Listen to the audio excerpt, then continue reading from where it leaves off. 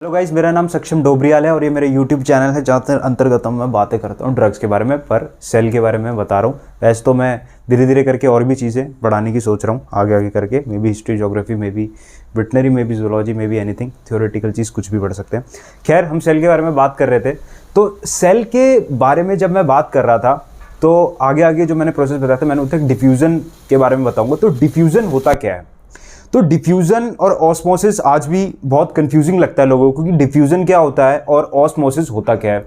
लेकिन डिफ्यूज़न और ऑस्मोसिस में एक फ़र्क होता है, एक क्या बहुत ही फ़र्क होता है, लेकिन एक मेजर फ़र्क होता है सेमी परमिएबल मेम्ब्रेन का और एक सेलेक्टिव परमिएबल मेम्ब्रेन का। तो उसके बारे में हम थोड़ा बहुत जानेंगे, पर आज हम जानेंगे पहले डिफ्यूज़न के बारे में, फिर हम धीरे धीरे आगे आगे बढ़ेंगे और जानेंगे किस चीज़ के बारे में, ऑस्मोसिस के बारे में। सबसे पहले बात करते हैं डिफ्यूज़न के बारे में।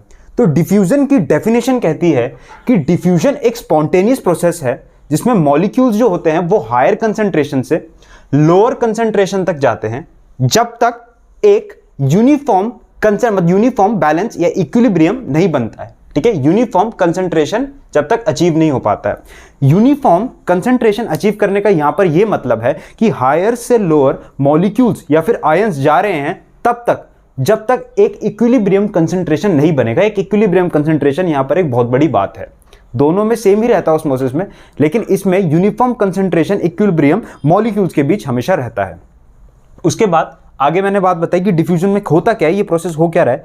तो बात यह है कि बहुत सारे सब्सटेंसेस जो रहते हैं, जैसे मॉलिक्यूलर आयंस रहते हैं, कार्बन डाइऑक्साइड, ऑक्सीजन रहते हैं, ये मूव करते हैं प्लाज्मा मेम्ब्रेन पे। ठीक है, प्लाज्मा मेम्ब्रेन जो रहती है ये एंट्री और एग्जिट पॉइंट का काम करती है मॉलिक्यूल्स के लिए, तभी इसे कहा जाता है selective permeable membrane, not semi permeable membrane. Semi permeable membrane जाएगी ऑस्मोसिस में, सेलेक्टिव परमिएबल मेम्ब्रेन जाएगी यहां पे, जैसे प्लाज्मा मेम्ब्रेन कह रहे हैं। क्यों कह रहे हैं?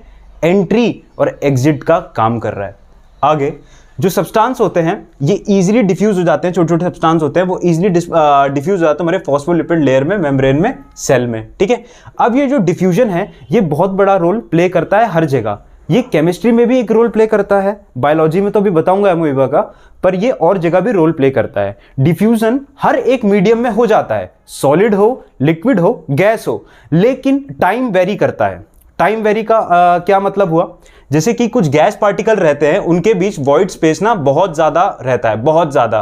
तो इनके बीच क्या होता है, जो गैस मॉलिक्यूल रहते हैं ना वो इजीली डिफ्यूज कर जाते हैं, इजीली डिफ्यूज कर जाते हैं। एग्जाम्पल के तौर पे खाने की महक या फिर अगरबत्ती की महक, ये इसका एग्जाम्पल है। लिक्विड में थोड़ा सा कम करेंगे गैस से, लेकिन करेंगे, और सॉलिड में काफी देर लगाएंगे या फिर मुश्किल ही होगी।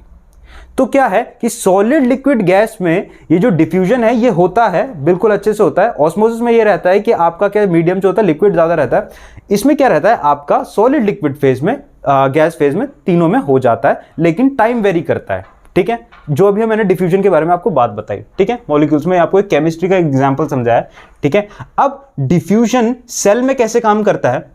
सेल में क्या रहता है कि जो एक्सटर्नल एनवायरनमेंट रहता है सेल का, उसके अंदर जो कंसंट्रेशन रहती है CO2 की वो रहती है बिल्कुल कम। ठीक है, एज कंपेयर करें अंदर में, सेल के अंदर जो भाग में, उसमें कंपेयर करके देखें, बाहर की तरफ में CO2 कम रहती है। ठीक है, आगे आगे क्या होता है कि CO2 का एक डिफरेंस बनता है आउटसाइड और इनसाइड सेल में, और इसी सेम वे में ऑक्सीजन भी काम करता है। ये बिल्कुल एक थोड़ा बहुत रेस्पिरेशन या ब्रीथिंग के प्रोसेस की तरह ही होता है, और इसी से बहुत सारे जो जानवर है, जैसे कि हम बात कर रहे हैं एमोइबा के बारे में बात करें। ठीक है, एमोइबा को हम लेके चले प्रोटोजोआ को, तो क्या है एमोइबा में क्या होता है कि बहुत ही ज्यादा CO2 अंदर की तरफ है और बाहर की तरफ आप देख रहे हैं क्या बोल रहे हैं, डिफरेंस आ रहा है सेल के अंदर।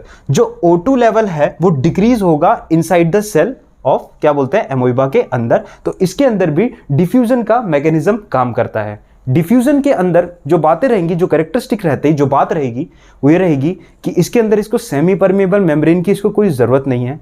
इक्विलिब्रियम कांस्टेंट तो इसमें रहेगा, इक्विलिब्रियम से ही मॉलिक्यूल्स इसमें काम कर रहे हैं, और इसमें जो भी मीडियम रहता है ये सॉलिड, लिक्विड, गैस, कोई भी मीडियम में आपका डिफ्यूजन प्रोसेस हो सकता है। टाइम लगता है वो अलग बात है, लेकिन ऐसा होता है। तो ये ऑस्मोसिस से थोड़ा डिफरेंस आपको खाता है। बहुत सारे आगे आगे हम पढ़ेंगे कि एक्टिव डिफ्यूजन क्या होता है। ठीक है, पर उससे पहले हमें ऑस्मोसिस जानना चाहिए। ठीक है, वो क्या होता है। अब जैसे डिफ्यूजन है, यहाँ पर ये काम कर रहा है, एमोइबा में काम कर रहा है, तो ये लिविंग ऑर्गेनिजम्स में भी काम कर रहा है, केमिस्ट्री में भी काम कर रहा है, और फिजिक्स में भी काम करता होगा यार।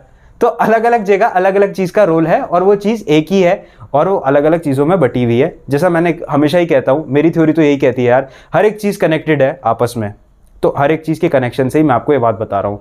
तो मैंने आपको थोड़ा बहुत बताया कि डिफ्यूजन के बारे में एक बेसिक चीज़ बताई थी, डिफ्यूजन होता क्या है, डेफिनेशन बताई क्या होता है, थोड़ा ऑस्मोसिस हल्का क्या डिफरेंस है, और आगे मैं आपको बताऊंगा ऑस्मोसिस होता क्या है। तो अगली वीडियो में बात करते हैं। मेरा नाम है सक्षम डोबरियाल, ये है NRX नॉलेज चैनल।